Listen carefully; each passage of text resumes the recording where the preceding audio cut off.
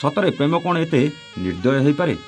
ଯେଉଁ ପ୍ରେମିକାକୁ ନିଜ ଜୀବନଠୁ ଏତେ ଭଲ ପାଉଥିଲା ସେହି ପ୍ରେମିକାକୁ ସାମାନ୍ୟ ସନ୍ଦେହ ପାଇଁ ଗୋଟେ ପ୍ରେମିକ କ'ଣ ଏତେ ନୃଶଂସ ଭାବେ ଜୀବନ ନେଇପାରେ? ଇନଷ୍ଟାରେ ପ୍ରେମିକାର ଆଉ କାହା ସହ ଫଟୋ ଭିଡ଼ିଓ ଦେଖିବା ପରେ ଗୋଟେ ପ୍ରେମିକ କ'ଣ ଏମିତି ପାଗଳ ହୋଇଯାଏ ଯେ ଯେଉଁ ପ୍ରେମିକାକୁ ଦିନେ ଏତେ ଗେଲ କରୁଥିଲା ସେହି ପ୍ରେମିକାର ତଣ୍ଟି ବି କାଟିପାରେ?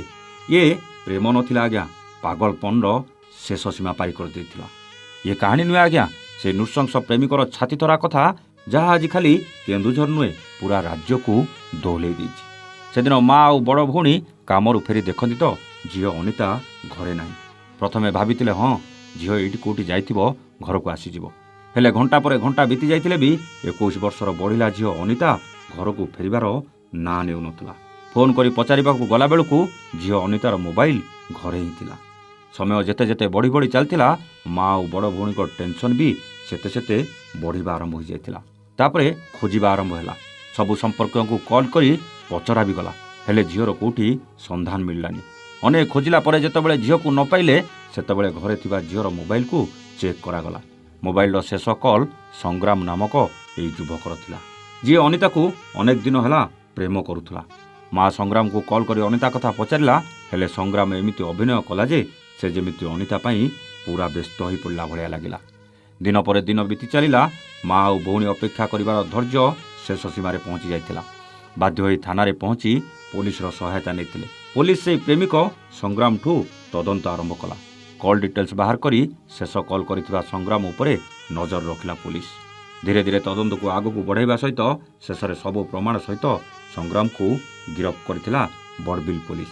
ପୋଲିସ ସତ ଜାଣିବାକୁ ଅନେକ ଚେଷ୍ଟା କଲା, ହେଲେ ସଂଗ୍ରାମ ପୋଲିସର ସବୁ କଥାକୁ ମିଛ ବୋଲି କହୁଥିଲା। ହେଲେ ଅପରାଧୀ ଯେତେ ଚାଲାକ ହେଲେ ବି ପୋଲିସ ପାଖରେ ସବୁ ଚାଲାକ ଗୁଡ଼ା ଧରା ପଡ଼ିଯାଇଥିଲା ଆଜ୍ଞା। ଆଉ ଶେଷରେ ସଂଗ୍ରାମ ସବୁ ସତ ମାନିଥିଲା।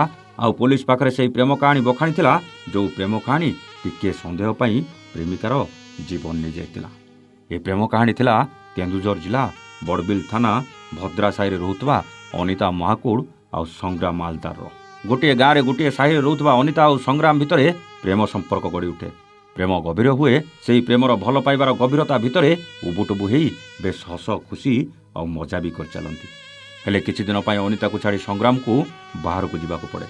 3-4 ମାସ ପାଇଁ ସଂଗ୍ରାମ ବାହାରକୁ ଚାଲିଯାଏ। ହେଲେ ଅନିତା ସହ ସବୁବେଳେ ଫୋନ୍ରେ କଥା ହେବା, ଭିଡ଼ିଓ କଲ୍ରେ ଉଭୟଙ୍କୁ ଦେଖା ବି ହୁଏ।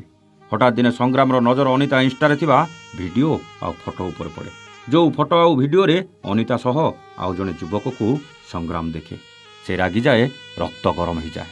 ନିଜ ଜୀବନଠୁ ଅଧିକ ଭଲ ପାଉଥିବା ପ୍ରେମିକାକୁ ରାସ୍ତାରୁ ହଟାଇବାକୁ ଯୋଜନା କରେ।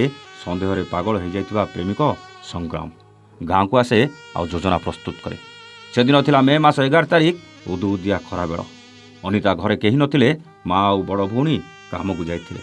ସଂଗ୍ରାମର ଯୋଜନା ଅନୁସାରେ ଅନିତାକୁ ଘର ପାଖରୁ 0.5 କିଲୋମିଟର ଦୂରରେ ଥିବା ଫୁଟବଲ ପଡ଼ିଆ ପାଖରେ ଥିବା କେନ୍ଦୁଗଛ ପାଖକୁ ଡାକିଲା। ଅନିତା ପହଞ୍ଚିବା ପରେ ନିଜ ହାତରେ ଗୋଟେ ଧାରୁଆ ଅସ୍ତ୍ରରେ ଅନିତାର ତଣ୍ଟି କାଟିଦେଲା। ଯେଉଁ ପ୍ରେମିକା ସହ କେତେ ମଜା ଖୁସି କରିଥିଲା ସେହି ପ୍ରେମିକାକୁ ଛଟପଟ ହୋଇ ମରିବାର ଦେଖି ଭାରି ଖୁସି ଥିଲା ଏହି ନୃଶଂସ ପ୍ରେମିକ ସଂଗ୍ରାମ। ସବୁ ପ୍ରମାଣ ନଷ୍ଟ କରିବାକୁ ରକ୍ତ ଲାଗିଥିବା ନିଜ ଡ୍ରେସ୍କୁ 5 କିଲୋମିଟର ଦୂରରେ ଥିବା ଡ୍ୟାମ୍ ପାଖରେ ଫିଙ୍ଗି ଦେଇଥିଲା। ଅପେକ୍ଷା କରିଥିଲା କେତେବେଳେ ରାତି ହେବ ଆଉ ଅନିତାର ମୃତଦେହକୁ ସେ ଲୁଚେଇବ। ତା ଅପେକ୍ଷାର ଅନ୍ତ ଘଟିଥିଲା। ରାତି 9ଟା ହୋଇଯାଇଥିଲା। ରାସ୍ତାଘାଟ ବି ସୁନସାନ ହୋଇଯାଇଥିଲା। ନିଜ ବାଇକ୍ ବାହାର କରିଥିଲା। ଅନିତାର ମୃତଦେହ ପାଖରେ ପହଞ୍ଚି ଯାଇଥିଲା। ଅନିତାର ଶବକୁ ବସ୍ତାରେ ପୁରେଇଥିଲା ଆଉ ସିଧା 5 କିଲୋମିଟର ନେଇ ଗୋଟେ ଜଙ୍ଗଲରେ ପହଞ୍ଚିଥିଲା। 2ଟି ଗାତ ଖୋଳିଥିଲା। ଗୋଟେ ଗାତରେ ଅନିତାକୁ ପୋତିଥିଲା, ଆଉ ଗୋଟେ ଗାତରେ ଚୁନି, ଚପଲ ଆଉ ତଣ୍ଟି କାଟିଥିବା ସେହି ଧାରୁଆ ଅସ୍ତ୍ରକୁ ପୋତି କିଛି ନ ଜାଣିଲା ଭଳି ଗାଁରେ ବୁଲି ବୁଲି ଅନିତାକୁ ଖୋଜିବାର ଭଲ ଅଭିନୟ କରୁଥିଲା। ଆଉ ଏମିତି ଅଭିନୟ କରୁଥିଲା ଯେ ସେ ଯେମିତି ଅନିତା ବିନା ପୁରା ଭାଙ୍ଗି ପଡ଼ିଛି। ଶେଷରେ ତାର ସବୁ ଅଭିନୟ ଧରା ପଡ଼ିଯାଇଥିଲା। ପୋଲିସ ସଂଗ୍ରାମକୁ ଗିରଫ କରି କ୍ରାଇମ୍ ସିନ୍ ରିପ୍ରେସନ୍ କରିଥିଲା ଆଉ ଗିରଫ କରି କୋର୍ଟ ବି ଚାଲାଣ କରିଥିଲା। ପ୍ରେମ କଲେ ସନ୍ଦେହ ତ ହୁଏ ଆଜ୍ଞା। ନିଜ ପ୍ରେମିକାକୁ ଆଉ କାହା ସହ ଦେଖିଲେ ଭାରି କଷ୍ଟ ବି ହୁଏ, ରାଗ ଲାଗେ, ଈର୍ଷା ବି ହୁଏ। ହେଲେ ପ୍ରେମ ପାଇଁ କ'ଣ ଗୋଟେ ପ୍ରେମିକ ଏତେ ନୃଶଂସ ହୋଇପାରେ ଯେ ସବୁକିଛି ଭୁଲି ତଣ୍ଟି କାଟି ତା ଜୀବନ ନେବାକୁ ପଡ଼େ? ଆପଣ କ'ଣ ଭାବୁଛନ୍ତି? ଏଭଳି ମଣିଷମାନେ ସତରେ କ'ଣ ପ୍ରେମର ମାନେ ବୁଝିଛନ୍ତି? ନା ପ୍ରେମ ନାଁରେ ଏଇଟା ଗୋଟେ ପାଗଳପନ? ଯଦି ଏ ସଂଗ୍ରାମ ତା ପ୍ରେମିକାକୁ ମାରି ଭୁଲ କରିଛି ତେବେ ତାକୁ କେମିତି ଦଣ୍ଡ ମିଳିବା ଦରକାର? ଗ୍ରାମବାସୀମାନେ ତ ଫାଶୀ ଦଣ୍ଡ ପାଇଁ ଗୁହାରି କରିଛନ୍ତି। ସତରେ କ'ଣ ଏମିତି ପାଗଳ ପ୍ରେମୀକୁ ଫାଶୀ ଦେବା ଦରକାର? ଆପଣଙ୍କ ବିଚାର କମେଣ୍ଟ କରି ନିଶ୍ଚିତ ଜଣାଇବେ ଆଜ୍ଞା। ରହୁଛୁ ନମସ୍ତେ, ଜୟ ଜଗନ୍ନାଥ।